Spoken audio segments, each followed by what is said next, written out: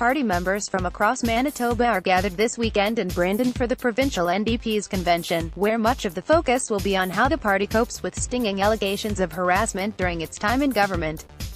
Interim report from an NDP commission struck in the wake of sexual harassment allegations against a former MLA will be presented to the convention Saturday. A CBC News investigation in February found several complainants who said that former cabinet minister Stan Struthers touched and tickled them in an unwanted fashion.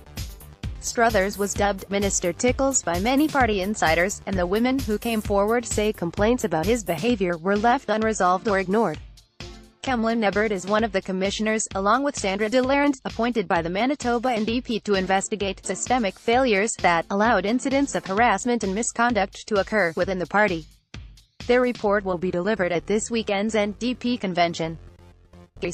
CBC, the party announced in February that a commission would investigate systemic failures that allowed incidents of harassment and misconduct to occur. Opposition NDP leader Wab Kinew appointed Kemlyn Nebbert, a former provincial government civil servant, and Sandra Delarand, co-chairwoman of the Coalition for Missing and Murdered Indigenous Women and Girls, as commissioners to look into the allegations and steer the party toward new guidelines to cope with such behavior. What we are really about doing is hearing from people, hearing what their experiences are and their stories, Nemhard told CBC News last month. The effort to review how the NDP handled the original incidents and subsequent complaints faced criticism recently from one of the women who came forward with allegations against Struthers. Karen Peters told CBC News last month her interaction with the commissioners was less than positive. People who are accountable are not going to be held accountable, she said.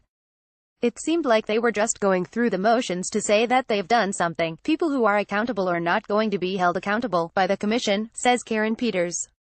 CBC News, the commissioner's report isn't the only item of business for the NDP convention.